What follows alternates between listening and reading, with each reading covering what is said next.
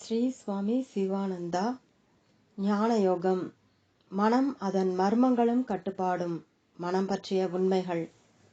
மனம் ஒவ்வொரு நாளும் மாறுகிறது. ஒவ்வொரு மணி நேரமும் மாறுகிறது. ஒவ்வொரு நிமிடமும் அது பச்சோந்தி போல நிறம் மாறுகிறது. அது அலைப்பாய்கிறது, நிலையற்று இருக்கிறது. நினைவு கெட்டாத காலம் முதல் புறத்தை அலையும் கெடுதலான பழக்கம் மனதுக்கு உண்டு. ஹரி ஓம், நாராயணா, ராமா, சிவா என்னும் இறைவனின் திருநாமங்களை இடையராது ஜபம் செய்தல் மனதை தூய்மைப்படுத்தி உள்முகமாக திருப்பி விடுகிறது. அந்தர்முக விருத்தி. மனம் காலசக்தி பொருள்களைப் போல மாயையானது.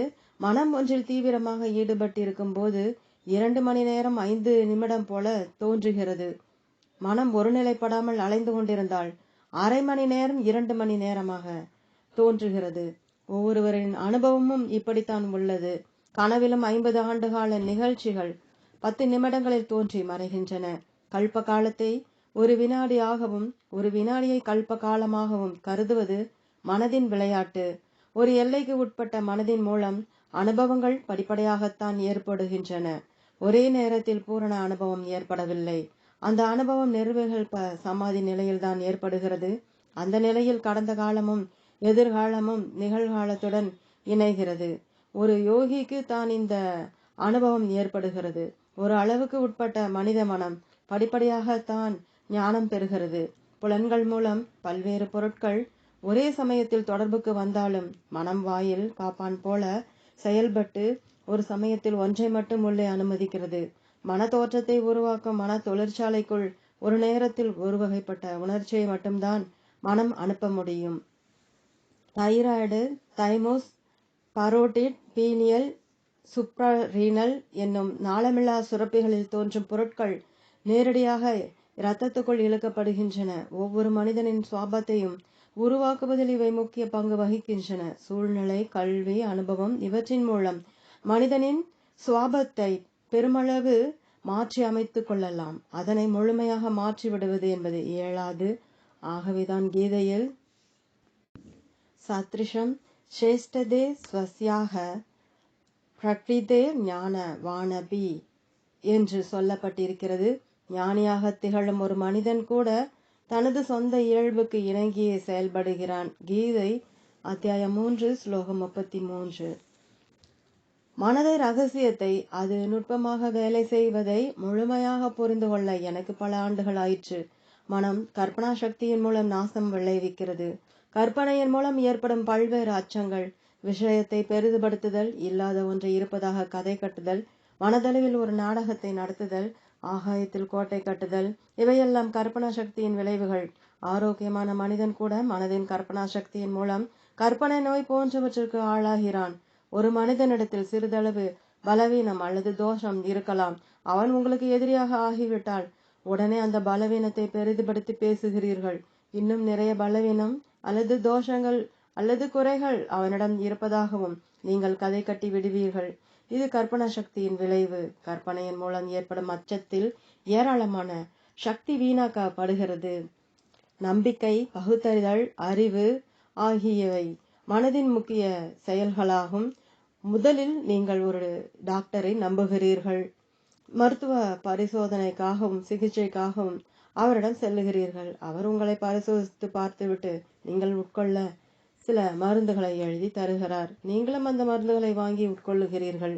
நீங்கள் தெளிவாக புரிந்து கொள்ளுகிறீர்கள், இதுதான் நோய். டாக்டர் எனக்கு இரும்பு சத்து, அயோடைடு இரண்டும் தந்திருக்கிறார்.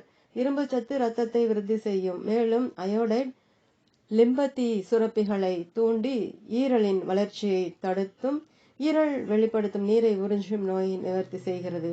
இந்த மருந்தை 1 மாதத்துக்கு உட்கொள்வதன் மூலம் நோய் குணமாகிறது. பிறகு நீங்கள் மருந்தின் மீதும் மருத்துவர் மீதும் பூரண நம்பிக்கை கொள்ளுகிறீர்கள். உண்மை நிலையை அறிந்து கொள்கிறீர்கள். பிறகு நீங்கள் உங்கள் நண்பருக்கு இந்த மருந்தையும் மருத்துவரையும் சிபாரிசு செய்கிறீர்கள். டாக்டர் ஜேம்ஸ் புத்திசாலியான டாக்டர். அவர் நிபுணர். ஹக்ஸ்லிஸ் டானிக், அது நரம்புக்கு பலம் கொடுக்கிற, இரத்தத்தை விருத்தி செய்கிற சிறந்த டானிக்கு என்று உங்கள் நண்பரிடம் கூறுகிறீர்கள். மனதிற்கு எதையாவது செய்து கொண்டே இருக்க வேண்டும். அதற்கு பிடித்தமான பொருளின் மீது அதற்கு ஈடுபாடு ஏற்படுகிற போது அது மகிழ்ச்சி அடைகிறது. சீட்டாட்டத்தில் ஒன்றுமில்லை, ஆனால் அதில் ஈடுபாடும் கவனமும் ஏற்படுகிற போது மகிழ்ச்சியும் ஏற்படுகிறது. மனதை திசை திருப்பி விடுவது மிகவும் கடினம். மனிதனின் குழந்தை பருவம் முதல் மனம் புறப்பொருள்களிலேயே இன்பம் காணும் தீய பழக்கத்துக்கு அடிமைப்பட்டிருக்கிறது. அது மகிழ்ச்சி அடைய பொருட்களை விட உயரியதான ஒரு பொருளை நாம் அதற்கு கொடுத்தால் தவிர அது இன்று போல்தான் என்றும் இருக்கும். பெரும்பாலான மக்களிடத்தில் மனம் தான் நினைத்த மாதிரி ஓடுவதற்கும் அதன் விருப்பத்தையும் சுகத்தையும் அனுபவிப்பதற்கும் அனுமதிக்கப்படுகிறது. பெற்றோர்களால் அளவுக்கு அதிகமான சலுகை கொடுக்கப்பட்டதால் கெட்டுப்போன குழந்தை அல்லது தவறாக பயிற்சி தரப்பட்ட ஒரு மிருகம் போல மனதின் நிலை அமைந்திருக்கிறது. நம்மில் பலரின் மனம் ஒரு மிருக காட்சி சாலை போல இருக்கிறது. ஒவ்வொன்றும் தான் நினைப்பது போல இயல்பையும் வழியையும் வகுத்து கொள்கிறது. மனதை கட்டுப்படுத்துதல் என்பது மக்களில் பெரும்பாலாருக்கு தெரியாத ஒன்று. ஒரு மரத்தை பற்றிய அனுபவத்தை மனதின் மூலமே நீங்கள் பெறுகிறீர்கள். தூய்மைப்படுத்தப்பட்ட மனதின் மூலம் புத்தி கூர்மை, புத்தி தெளிவு, பிரம்மத்தை பற்றிய ஞானம் ஆகியவற்றை பெற வேண்டும். ஒரு பொருள் பூரணத்தன்மை பெறவும் பிரம்மத்தை அறிந்து கொள்ளவும் மனதின் உதவி எப்போதும் தேவை. தியானம் மனதிலிருந்துதான் ஆரம்பமாகிறது. ஒரு சங்கல்பம் குறைந்த அளவில் எவ்வாறு பல சங்கல்பங்களாக விரிந்து பெருகுகிறது என்பதை கவனியுங்கள்.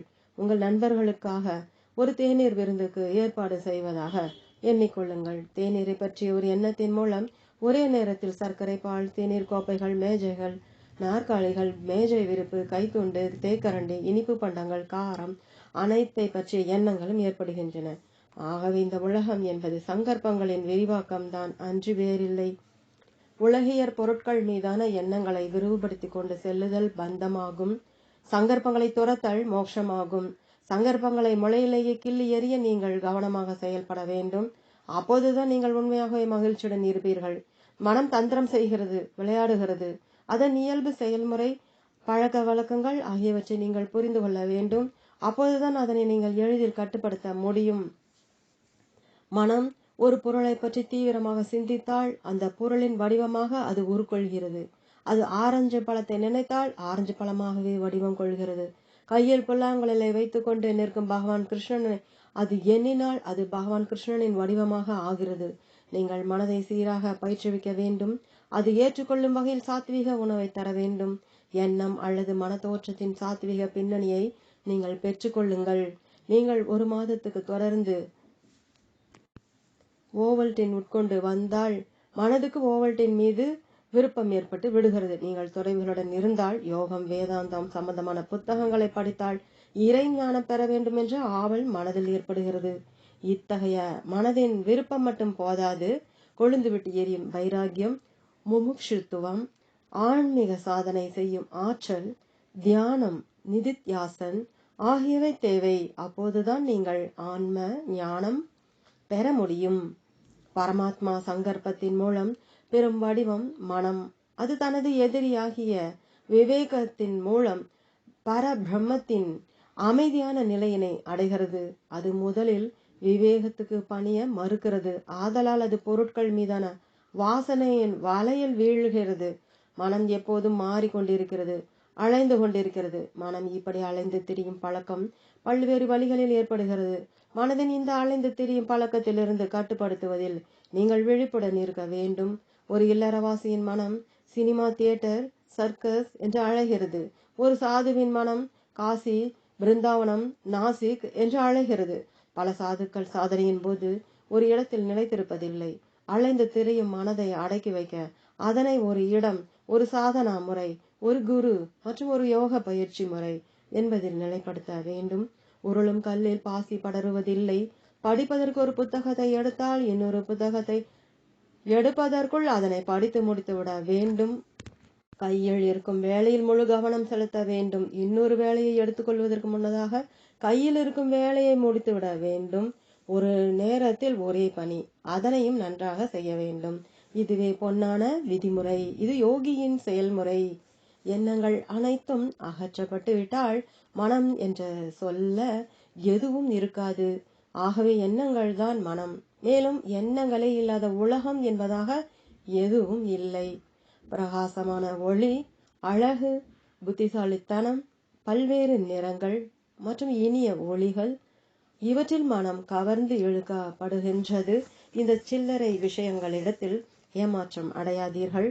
ஆத்ம பரிசோதனை செய்யுங்கள். இவை அனைத்துக்கும் அதிஷ்டானமாக அல்லது பின்னணியாக இருப்பது எது? மனதுக்கும் புலன் வழிபட்ட இந்த உலக பொருட்களுக்கும் பின்னால் சாரமாக ஒரு பொருள் இருக்கிறது. அது பரிபூரணமானது, தற்சார்பு உடையது. அது உபநிடதங்களில் கூறப்படும் பிரம்மம். அது உண்மையில் நீங்கள்தான். அன்புமிக்க வாசகர்களே, தத்துவம் அசி. ஓம் தொடரும்.